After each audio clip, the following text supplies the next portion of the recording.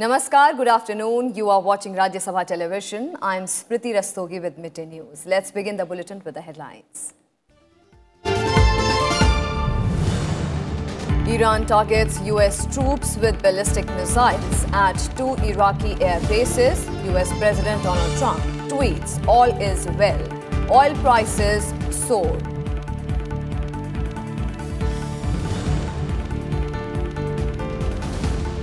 Avoid non-essential travel to Iraq, says External Affairs Ministry travel advisory.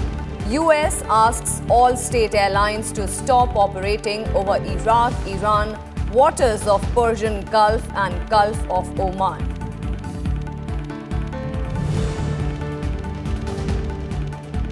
Ukraine plane crashes after takeoff from Tehran's airport. All 176 on board killed. Report says plane crashed due to technical problems.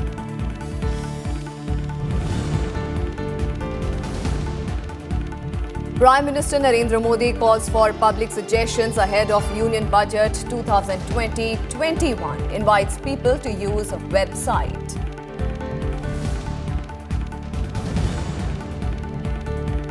And temperatures drop in North India after fresh snowfall and rain in hilly areas. Avalanche warning in Leh Ladakh. Heavy snowfall in Himachal Pradesh.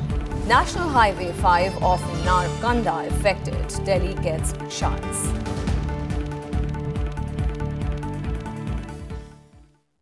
And now the news in detail. Iran has fired over a dozen ballistic missiles at 2 military bases housing US troops in Iraq. According to the Pentagon, the rockets were fired at Ain al-Assad base in Anbar province and a base in Erbil early today. However, Pentagon said there were no immediate reports of casualties and that they are still assessing the damage. These attacks came after Iran's top commander Qasem Soleimani was killed in a drone strike in Baghdad on the orders of US President Donald Trump on Friday. US President Donald Trump tweeted shortly afterwards, insisting that all is well. Trump added, "We have the most powerful and well-equipped military anywhere in the world by far." White House spokeswoman also said in a Twitter message that President Trump is monitoring the situation closely and consulting with his national security team. Iranian Foreign Minister Javad Zarif later issued a statement on Twitter claiming the attack was a self-defense and denied seeking to escalate the situation into war. And meanwhile, crude oil prices have jumped after Iran's missile attacks on US troops in Iraq. US Federal Aviation Administration has also banned US carriers from operating in the airspace over Iraq, Iran, the Gulf of Oman, and the waters between Iran and Saudi Arabia.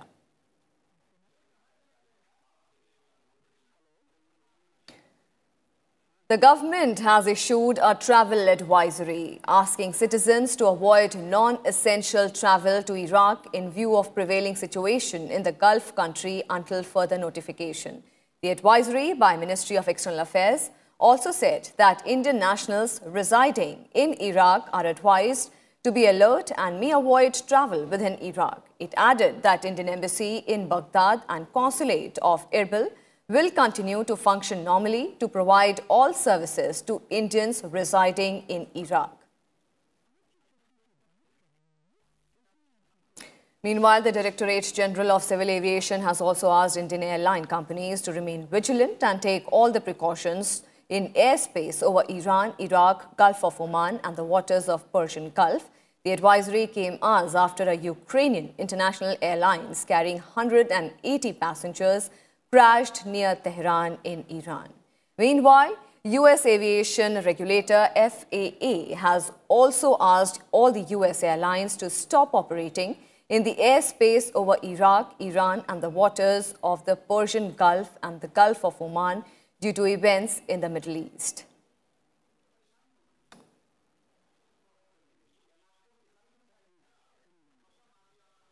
Remember, in view of the ongoing crisis in the Gulf region, and the Middle East, the Directorate General of Civil Aviation and the government has issued advisory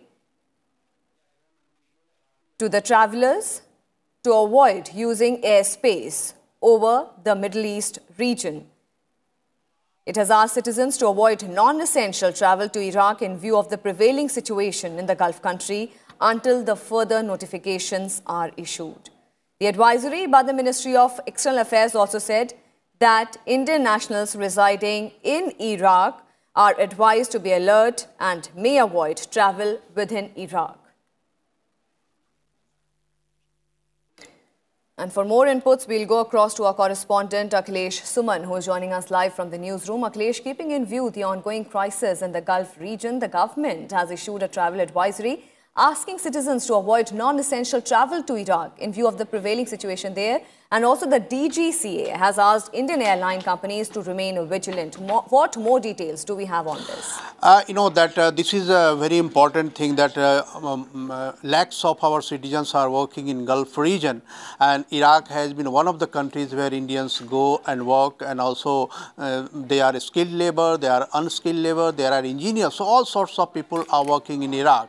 And you know that if you know the history of Gulf War, many times Indians have been trapped in this competitive fight and wars among different warring factions inside the country itself, and also inter-country fights. So I think India has, seeing this context in mind, India has issued the advisory, and also many countries are actually telling their airlines to avoid Iraq and Iran airspace, because tensions are there, and after the death of assassination of Iranian general, I think Iran has also yesterday night, sent some missiles, and some American establishments are destroyed. So there is no actual number that how many soldiers have been killed on those bases, American bases, and what are the logistical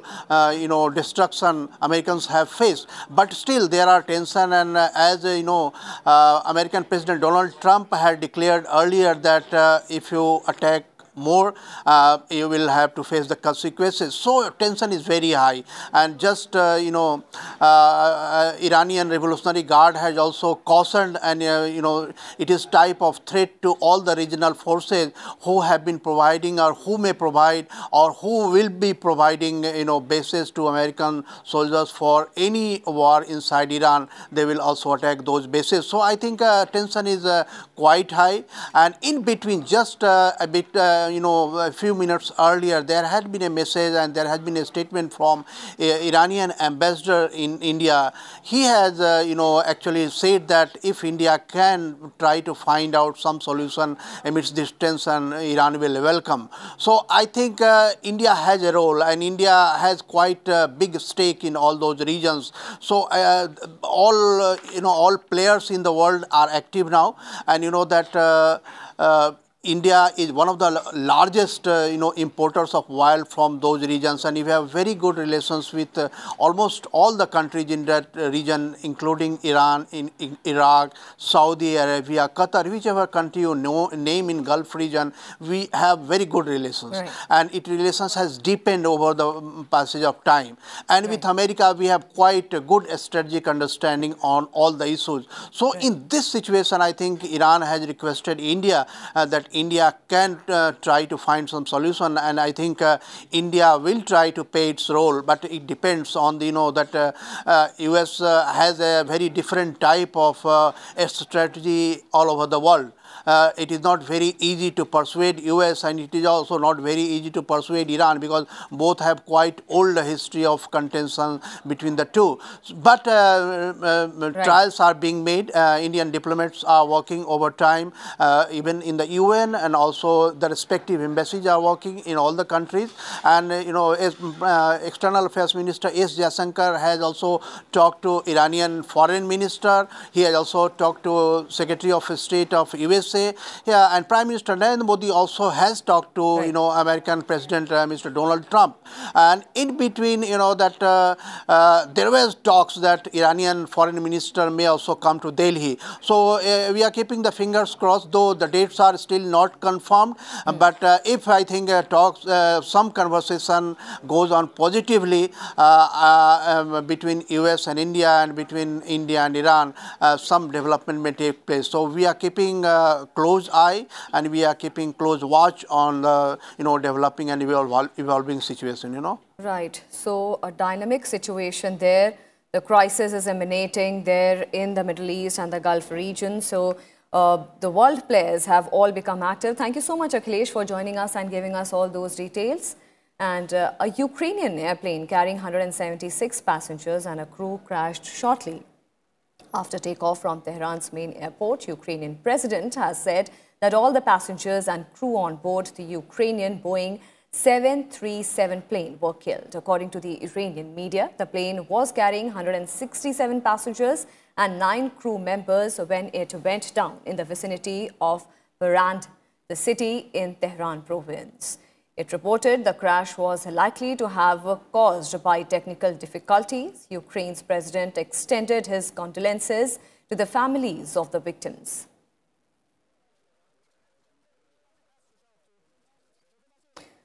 And Russian President Vladimir Putin arrived in Damascus on Tuesday on a surprise visit to meet his Syrian counterpart Bashar al-Assad. Putin met Bashar al-Assad at a Russian military base in Damascus, where the two leaders discussed the military situation in the country.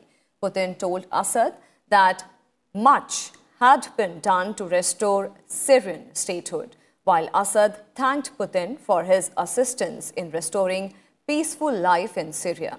Russian President Putin is expected to visit several facilities in Syria during the trip. This is Putin's second trip to Syria since Moscow intervened decisively on the Syrian president's behalf in a civil war.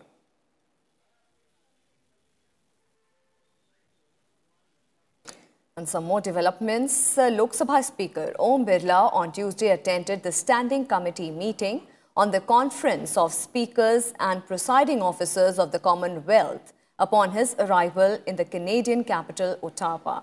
Addressing the conference, Om Birla said that globally, parliaments are expanding due to increase in their work and rising aspirations of people. In this context, modernization and revamping of parliaments led to technological and cultural changes which help bring parliaments closer to the people and also strengthen democracies. He further added that India's parliament has completed 92 glorious years. Its role and responsibilities have increased with enhanced mandate. He said work has begun steadfastly to ensure that India celebrate 75th year of independence in a new parliament building.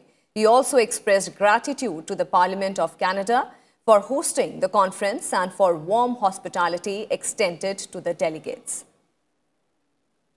And Rajya Sabha Deputy Chairman Harivansh also addressed the conference. He said that openness, transparency and accountability are the cornerstones of the successful parliamentary democracy. All three are interrelated and mutually reinforce each other. Sharing his own experience, he said that several important efforts have been made in India to connect common people with the parliament. He said foremost among those is the election, which constitutes the primary means by which the people are engaged with the legislatures. He informed the gathering that in the last 17th general elections held in 2019, over 67% of the 910 million voters turned out to vote for electing their representatives. He said in India, it is primarily the member of parliament and state legislatures whom the general public approach for provision of certain basic facilities, including community infrastructure in their areas. The Members of Parliament Local Area Development Scheme was therefore launched in 1993, which enabled MPs to recommend themselves to the government agencies, the works of developmental nature to be taken up in his or her constituency.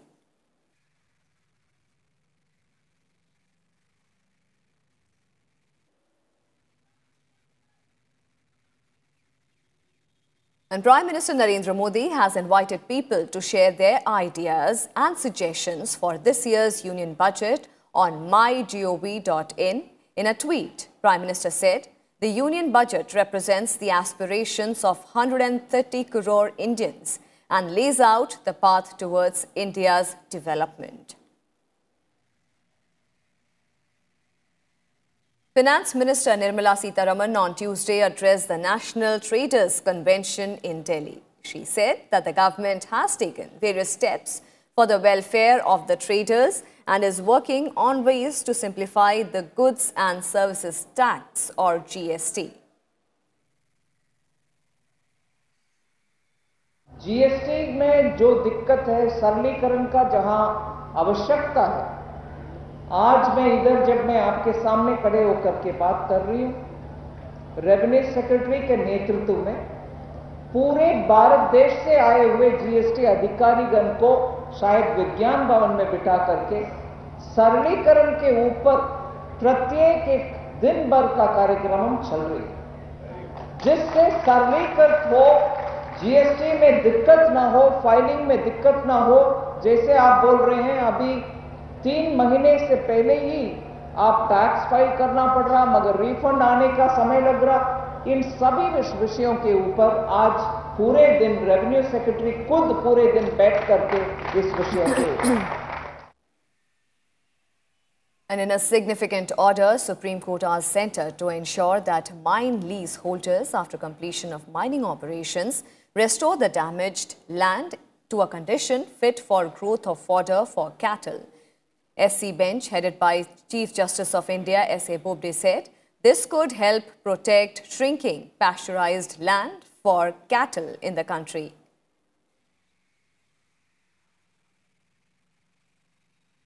And all 4 convicts in the 2012 Nirbhaya gang rape and murder case will be hanged on January 22nd at 7 a.m. in Tihar jail in Delhi. The death warrants were issued by Additional Sessions Judge Satish Kumar Arora at Delhi's Patiala House Court on a plea by the victims' parents to expedite their execution. The convicts can still move a curative petition before the top court against their conviction and death penalty. Once the curative petition, the last judicial resort available for the redressal of grievances in a court of law, is dismissed, the convicts can seek a pardon from the president. The 23-year-old paramedic student referred to as Nirbhaya was gang-raped brutally, assaulted and later thrown out of a moving bus on 16th December 2012. She died 13 days later in Singapore. The main accused, Ram Singh, allegedly committed suicide in Tihar jail during the trial. Another accused was a minor at the time of the commission of the crime and was sent to a reform facility and released after 3 years. In 2017, the Supreme Court had upheld the capital punishment awarded to them by the Delhi High Court and the trial court. Death warrants against the remaining 4 accused, Mukesh, Pawan, Vinay and Akshay, were pronounced on Tuesday. Nirbhaya's family has expressed satisfaction over the judgment. इस तरह के हैवानगी करने वाले लोगों के मन में एक डर जरूर पैदा होगा, क्योंकि 4 जब एक साथ लटकाए जाएंगे तो आगे आने वाली पीढ़ी भी सोचेगी कि नहीं हम क्या करें क्या ना करें। ये लंबा सफर जरूर था, लेकिन इसका अनुभव भी बहुत हुआ है। हमारे देश में किन किन चीज़ों की कमी है न्याय के लिए, तो इसका हमें बहुत अनुभव भी हुआ, लेकिन मैं खुश हूँ। Finally, court has decided, they given a judgment. ये मैं देश में आने वाले दिन में ऐसा इंसिडेंट ना होना चाहिए। अभी हैदराबाद के देश भर में अलग अलग जगह भी हो रहे, महिलाओं के ऊपर अत्याचार कम होना चाहिए, बंद होना चाहिए, सारी जनता भी इस जिम्मेदारी लेना चाहिए।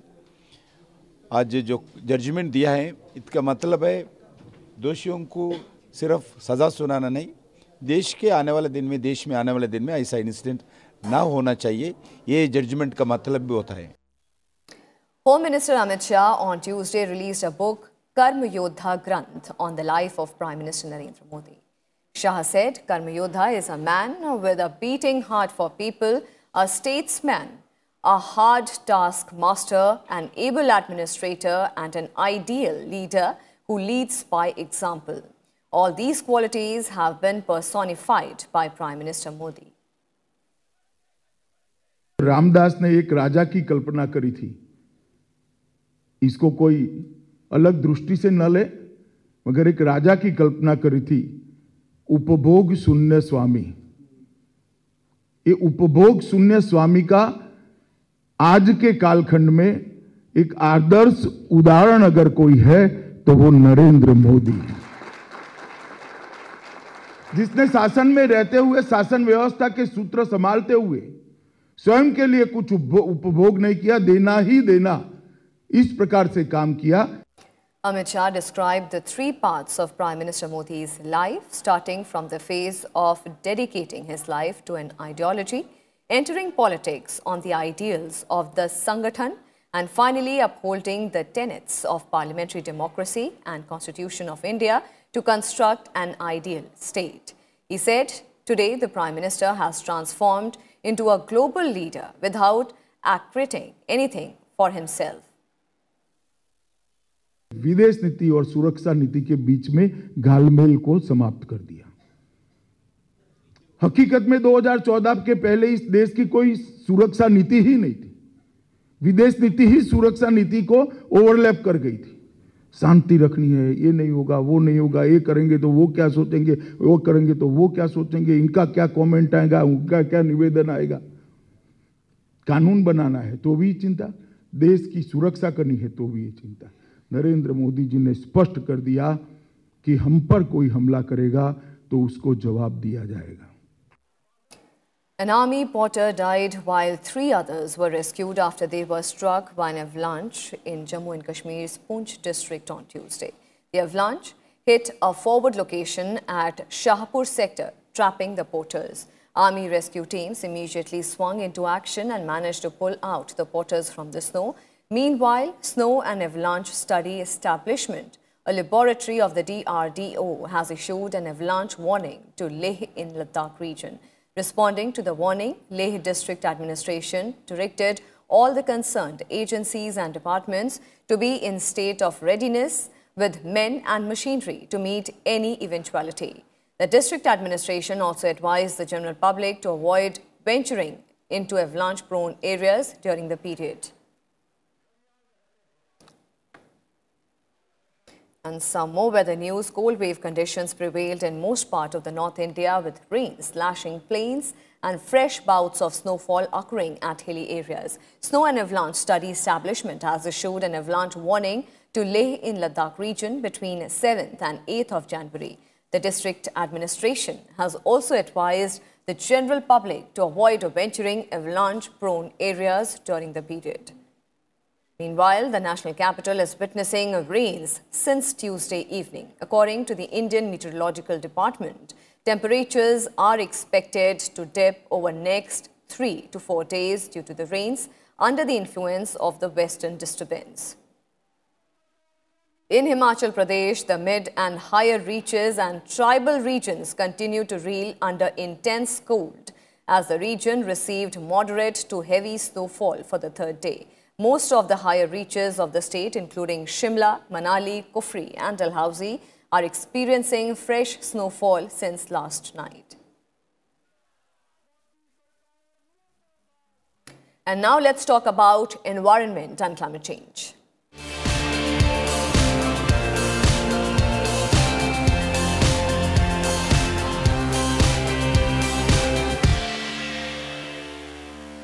(2010 to 2019) was India's warmest decade on record, with temperatures in the country rising 0.36 degrees Celsius more than average. Indian Meteorological Department also informed that year 2019 was the 7th warmest on record and 22nd straight year of higher than average annual temperatures. 2019 witnessed some extreme weather conditions, but the warmest year on record was 2016. Last year, there were extreme weather conditions during all the seasons, from strong heat waves in Bihar, Jharkhand and Maharashtra to seeing a record number of cyclones and extended monsoon season.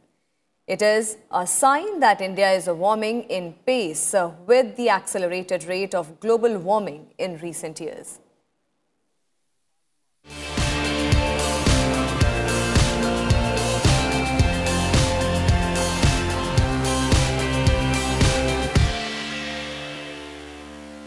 And that's all we have for you in this edition. Thank you for watching. Namaskar.